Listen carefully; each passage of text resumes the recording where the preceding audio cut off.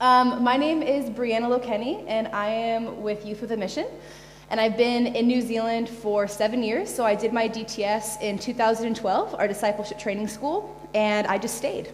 So when I came to DTS, my heart was just really empty. I grew up in a Christian home. I was 20 years old, but God and me never quite connected. Like, he was a guy up there. I knew he was all powerful. I knew he was all loving. But outside of church or youth group or the big stuff, I didn't understand how he was personal to me.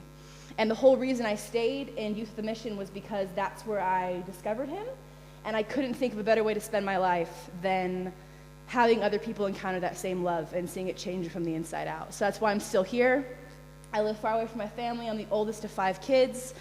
But I met my husband here, so that's nice. So he came down from Auckland, did his DTS, and then we fell in love a couple of years later. We've been married for 2.5 years, and we're expecting our first baby in September. So that's exciting.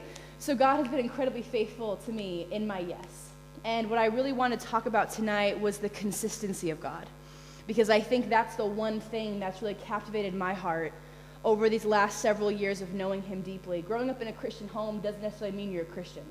Growing up going to church doesn't necessarily mean that you're a Christian, and I realized that I actually needed depth and understanding to what it meant when I said I was a Christian and what it meant to have Jesus be my Savior. So those have definitely in the last 7 years gone from words I have learned to say and things that I deeply wanted to realities that I actually live in. And one of the ways that I have really discovered that is understanding God's consistency. So when I was asked by Des on Monday, he was like, "Would you please share?" And I was like, "Oh, sure, that sounds good." And I was asking the Lord, I was like, "What should I share on?" And he just said, "My consistency." And I was like, "That's pretty broad, but okay, we'll go with it." And as I sat down to really write my notes for tonight, I felt I was supposed to talk about how his consistency leads to a lifestyle of trust that leads to a heart that's steady. Because God's actually designed us to have a steady heart. He's designed us outside of every circumstance to know that we know who he is and that we're fully loved and fully known. And if he calls us to it, it means there must be a way to get there, right? So when God commands something in the Bible, when he says in Ephesians 3:16 to be rooted and grounded in love, that must mean it's possible. In John 15, when he talks about abide in me, like abiding in the vine, that must mean it's possible. And I think I didn't always understand that as a 27-year-old, I have a lot of learning left to do.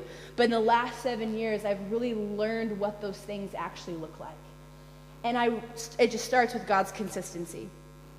And so I think consistency is one of my favorite characteristics of God. Whenever I pray, I'm like, "God, thank you for being so consistent." Because consistency is what we crave as human beings. I don't know if you know that, but really what you crave in a relationship is consistency. Consistency requires intentionality. If someone is consistent with you, it means they are intentional with you. You kind of know what you're going to get every time you talk to them. There's nothing more unnerving than going up to somebody who was super nice to you 20 minutes ago and then now is just angry. You're like, "Whoa, not quite sure what happened." But there's a beauty when no matter someone's mood, no matter someone's life circumstance, when you approach them, they're the same person. Am I right? But that requires so much intentionality, which means that if God is consistent, it must mean he's intentional. Consistency also provides safety. Everybody desires to be safe. Everybody desires to have the confidence that they are safe. That's why people are protectors. It's why being protected is so attractive, because we want to be safe. It's why my husband is so protective of me, because he wants me to be safe. Why my parents guarded me and sheltered me, as uncool as that is in 2019, I'm so glad they did, because I was safe. When I came home every single day, the way my parents loved each other provided safety. If God is consistent, that also means he's safe. It also means that I can find the same confidence I found in 2 broken human beings trying to do life together. The same safety I felt in my home growing up is the same safety I can feel in his presence. Another thing that consistency produces is belonging. Every single one of us desires to belong, not to fit in, but to belong. To know that we know that we know that in the midst of our failures and disappointments and worries and successes and victories, when we're on top of a mountaintop or we're deep in a valley, that we belong, that we are enough, even in our brokenness. And God's consistency is actually what opened my eyes to the truth of all of those things. God is not some guy in the sky. We can read the Bible and we can relate to him like that if we so choose. He's so kind in the way he pursues our heart. But his consistency is actually designed to produce this trust in us that then produces this steadiness that he's made us for. I kind of think like we're going to build something, right? So if you have consistency, trust, and steadiness, consistency is like that substance. It's the stuff you build with.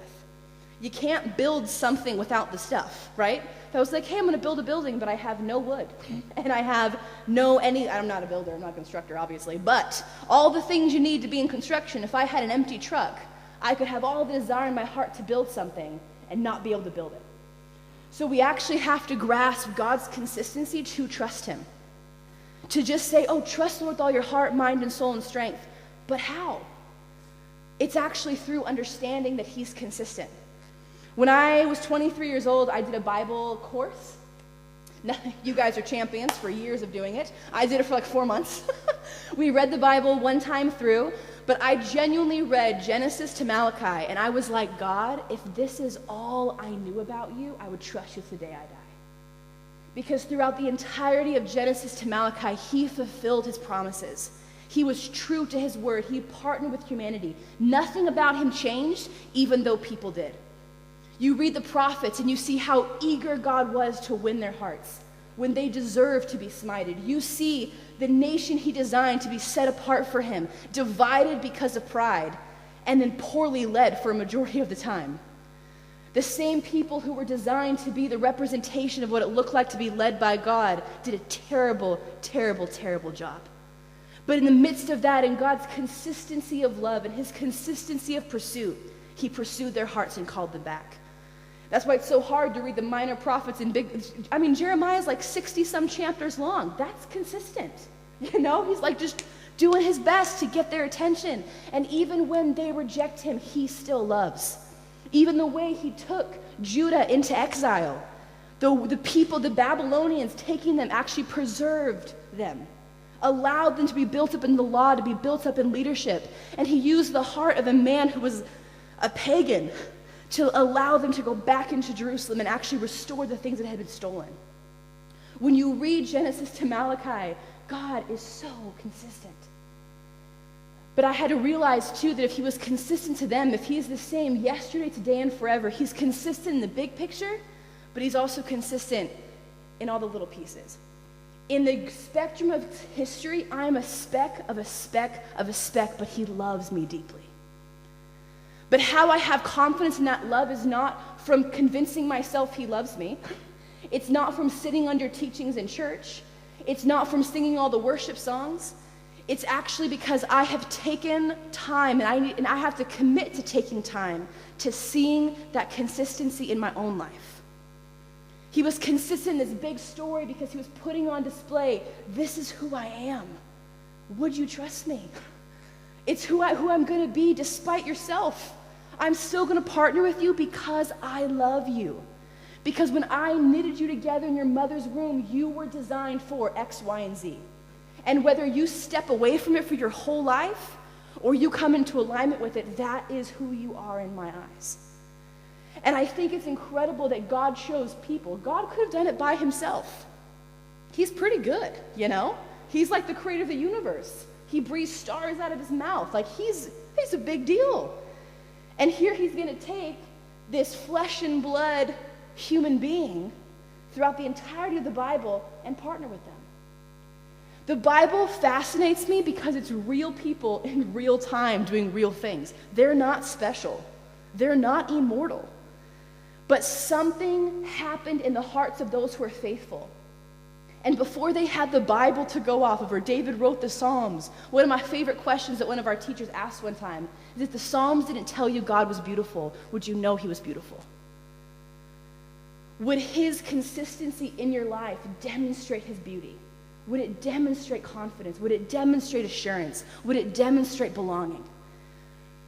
And I had to take a real big good look at myself when I was 20. Granted, I was young, but I've always kind of been a little bit ahead of the game in a lot of ways. I'm the oldest of 5 kids, so it was kind of necessary.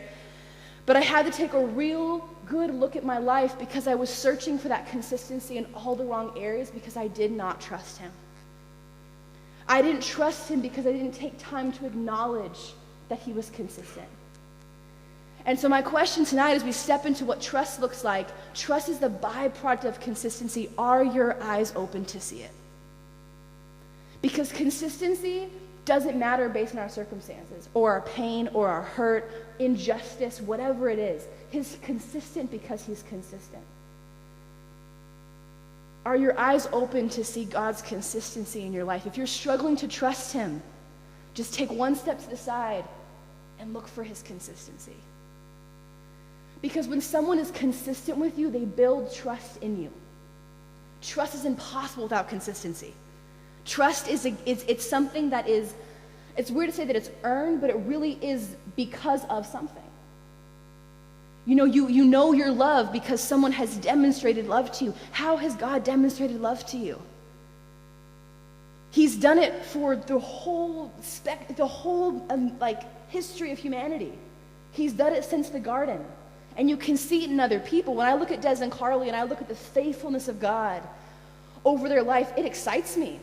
Just to be on this campus, to see the history, see the people that come out of here. The amount of people I meet who have gone through Faith Bible College is outstanding. This little place that I live on, this farm in the middle of Welcome Bay, has changed history. And as much as I can be blown away by God's faithfulness over them, it should help me gaze on, how has God been faithful to me? Because what's kept Des and Carly going is this understanding of God's consistency. It's built this trust inside of them that despite circumstances, they're carrying on. He's worthy because he's consistent. God doesn't change who he is. He could if he wanted to, but he doesn't. His nature and character is so important. But I think the best way to wrap up his nature and character is that he is consistent. So trust is the byproduct of consistency. So you have all this consistency, all these things, and I look at trust as like the bridge. It's the point of connection. It's what you create with that consistency. You create this trust. You create this connecting point. God is holistically trustworthy through the Bible. When I say holistically, I mean the entirety of the story. He is consistent. If we have our Bible school going right now, and they're just getting into the life of Jesus, and the amount of cheering we had in our Monday morning meeting was like, we're going to get into Jesus week, and everyone's like, finally!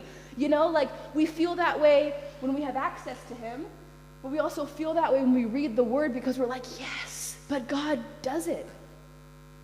He's holistically faithful. He's holistically consistent. But that also leads us to trust and have assurance that he's also consistent in the personal. He's orchestrating. And our trust is not built through every single one of our prayers being answered yes. As a young person, that's really hard. Because you think you know best. You're like, God, I'm asking for this because this is obviously the right thing. And when he says no, you're like, fine, I'll do it myself. It's okay. It's not, but again, what do we do with the yeses and with the nos? What do we do with these questions and failures and disappointments is motivated by trust or mistrust. There's so many times I have not been obedient to the Lord, but it's because I didn't trust him. It wasn't because there was something in my heart of I'm going to be super rebellious. Sounds like a good thing to do. But there were just areas of my life where I was like, I don't trust you with that, God. But it's because I wasn't looking for his consistency in that area. Is that making sense? Because I didn't have assurance that he was going to be faithful to me, so I took things into my own hands. It never worked out, by the way. Spoiler alert. Always worked out badly. But our obedience is motivated through trust. If someone says, be obedient to what the Lord's saying, but you don't know who the Lord is, it's a tough call. And as Christians, we can sit back and be like, oh, they're just super disobedient. Why don't they trust God? But it's coming to understanding that we have to understand God's character. We have to study it and know it and eat of the scroll. It's kind of I always hate the imagery. Always kind of freaks me out. But it's like you're eating it, you're digesting it, you're letting it wash over you. For instance, with my husband, if I didn't trust him, why would I marry him? Right? That's why, if I didn't trust him, why would I marry him? Why would I align my life with somebody else's in such a personal way if I didn't trust them? If you are struggling to trust God, my encouragement to you is go back to his consistency and let that speak to your heart.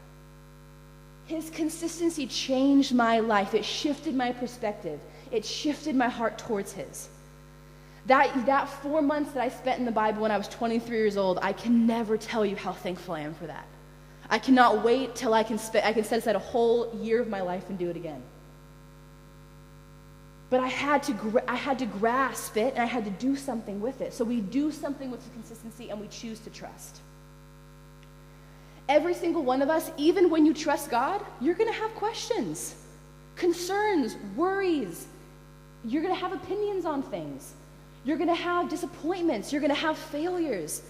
And whether or not we trust motivates what we do with those things. Trust is essential in any relationship. Trust, you can't have a relationship with someone you don't trust. People have broken my trust in my life, and no matter how much I want to, it is very hard to trust them. Trust is kind of like this gift that you give to somebody because it's literally allowing them into every area of your life. There's no better person to trust than God because he made us, obviously, but also he knows every detail of our lives.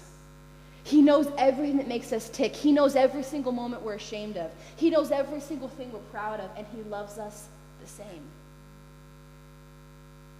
There's no better person to trust, but in any relationship, you have to know the person you're trusting. God's open. He's pursuing your heart every day. He's not far away. But are those parts of your heart open to him? If they're not, just go back to consistency. If you have to look at someone else's life to be encouraged, awesome. I would encourage you to go to the Word because that's the best. That's just undeniable, which you guys do on the daily, so good job. But his consistency leads to a place of trust. We're led to trust his intentions, his involvement, his wisdom, his yeses and his nos. But that's only from a place of trust, and that trust is built through consistency. And when you get consistency and trust, you get a steady heart. God's designed us for steadiness. I tried to have a steady heart with the Lord, not aware of his character or his consistency, and not trusting him. Surprise, it didn't work. I had deep desire when I was in high school to do the right things. Deep desire. I was known as like a goody-goody. I did all the right things, didn't do the bad things, but my heart was empty. Why? Because my heart was unrested and my heart was unsteady. I did all the right things. I said all the right things. I had the right language. I carried myself properly. Adults loved me. I was completely trustworthy, but I had no trust in God. So it was very empty. So when I came to do DTS when I was 20, I was empty. I remember thinking, I was so mad. I was like, God, how is it all my friends who are doing all the things I'm told not to do seem so much happier than me? I was like, that makes no sense. I was like, surely there has to be more. Surely. And if not, what are we doing? I was not going to give up on God, but I was going to settle with being empty because I was like, I don't know how to be full. I was tired of faking it. I was tired of pretending. I've been in church since I gave my life to the Lord when I was 4 years old. For 16 years, I pretty much faked it because that connection had never happened. But I realized that connection never happened because I never had that substance of consistency to build something with. And that's why DTS changed my life. I should say God changed my life during DTS because God is the same wherever we are. But by setting aside that 5 months and allowing my heart to be open to this, God completely transformed me. And that steadiness that I had always valued, that steadiness that I had always wanted, finally became something that I had, but not because of what I was doing, but it was what I acknowledged. You actually can't produce steadiness in your own life. It is a result of trust. And that trust is built through consistency. In Ephesians 3:16, it says, be rooted and grounded in love. One of my very, very good friends, her name is Kelsey, she said, when you know you're loved, you can do anything. When you know that on a good day and a bad day, you are the bee's knees in somebody's eyes, you can do anything. It gets you out of bad moods, it gets you those mountaintops, it gets you out of the valleys, it also gives you the comfort when you can't go on anymore. And we talk about God's love all the time, but that is actually designed to be a tangible thing. It's not meant to be this just random, like, oh yeah, God loves me, awesome. It's actually meant to have this depth and this grit and this like just tangibility of like, no matter what, I know that I'm loved. That's a steady heart. And if God commands it, it must be possible. It's what we were designed for. He puts himself on display through the whole Bible and he partners with us in the story. God is incredibly, incredibly kind. One of my favorite qualities about God, too, is his kindness. He doesn't always have to be, but he is. He's motivated by kindness. He even says in Romans that his kindness leads us to repentance. And that kindness is found, that kindness is also what we find in steadiness. It's like it actually helps us get through things because we know God's response to us. We know that he sees us. Steadiness is the connection. So you create the connecting point, but the steadiness is kind of that back and forth. It's that abiding. In John 15, it says to abide in me like you abide, like abide in the vine, because branches in the vine are absolutely connected. Every single thing about the inner workings of a plant work together. That's what he has designed us for. Not to be the leaf over here wishing they're a part of the vine, but it says to abide. It's an invitation. But there's nothing like being in a house that you don't feel comfortable in, right? Or going to a party you feel obligated to be at. That abiding is not an obligation. It's not like, okay, now that you're a Christian, do this. He was saying, this is my invite to you. This is what I'm inviting you into. Will you respond? And if you're having a hard time being steady, go back to trust. Go back to consistency. It all connects. God's so smart. He was so nice to me earlier today.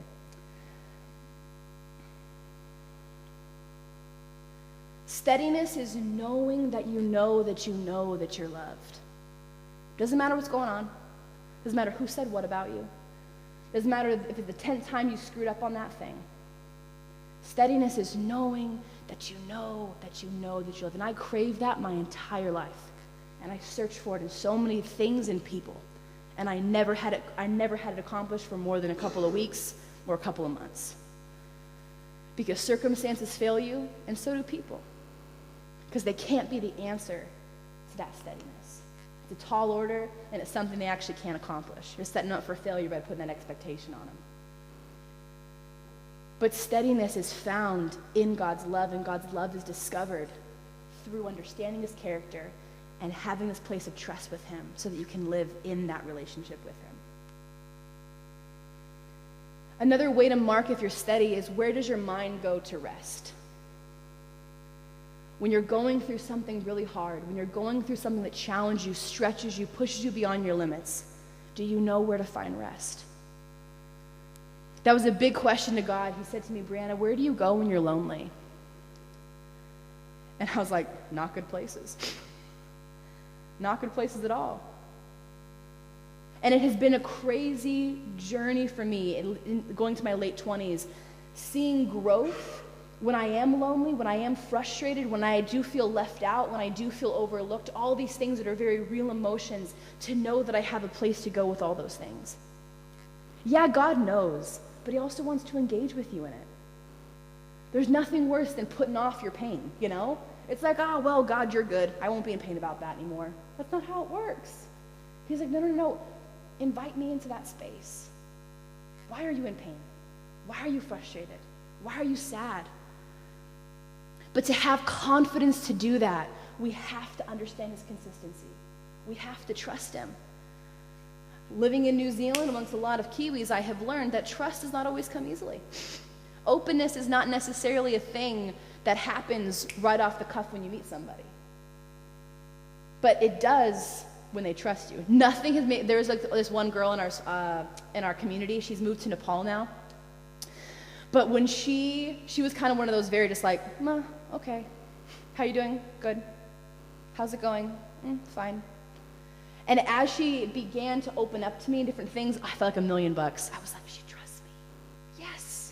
Man, if trust moves my heart, how much does it move God's heart? If trust enhances my relationship with a human being, how much does it elevate my relationship with God? He is so trustworthy. He is involved in everything in our lives. We compartmentalize him. He doesn't compartmentalize him. He doesn't say, oh, hey, when you go through A, B, C, and D, I'm there. But E, F, G, and H, you're on your own. We've talked about it already. Regardless of the circumstance, regardless of what's going on, he is intimately involved in your life. That is what moved my heart so close to God when I was on DTS, is understand the moments I didn't even invite him into intentionally, he was already there. That before I knew to give him credit, he was being God to me. He was being a father to me, a friend to me, a leader to me, an influence to me, a comfort to me. Before I even knew to give him credit, he was who he was in my life. And just because my heart has become more steady, just because I have chosen to align myself with him, his character hasn't changed. My heart has become more open to him. He has been that way my entire life, since I was a little kid, since I was being formed in my mother's womb. And that's incredible to me. Like, how kind is he? How trustworthy is he?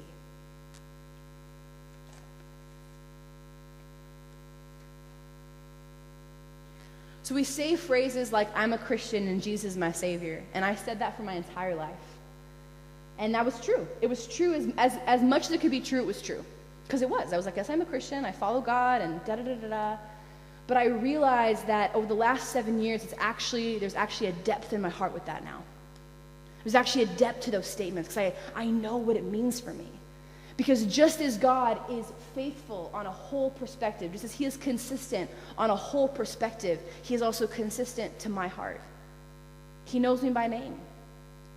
I'm a speck of a speck of a speck in the grand scheme of eternity. I'm actually a speck on planet Earth right now because there's 7 billion of us. But he knows me personally.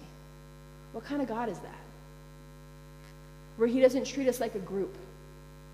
We're not a part of this, where we're part of a church body, but he also talks about the individual parts. Throughout the whole Bible, he's talking about our hearts. He's talking about our relationship with him. When we read about the tabernacle, it's like this place of holies where he wanted to tabernacle with his people. He wanted to be with his people. In his full form as God, he walked with Adam and Eve in the garden. They were human beings. His intentions towards us have not changed, but are our hearts open to him? Steadiness is so important because when shakings come, we have to know where we stand. When we face things that are hard, where do we find rest? Because life will shake us. People will disappoint us. Hard things will happen. We will fail. But where does our heart go in those moments? He wants it to be with him. He designed it to be with him. He designed for our assurance and our confidence and our belonging and our safety to be with him. But we have to choose that. And I love that no matter where we are, he's always present. And we have full access to who he is. And one question I often ask myself is, he's constantly drawing me in, but am I willing to be led to his heart? Are my eyes open to see his consistency in my life? Am I actually aligning myself in trust with him? And as he draws me in, am I willing to be led?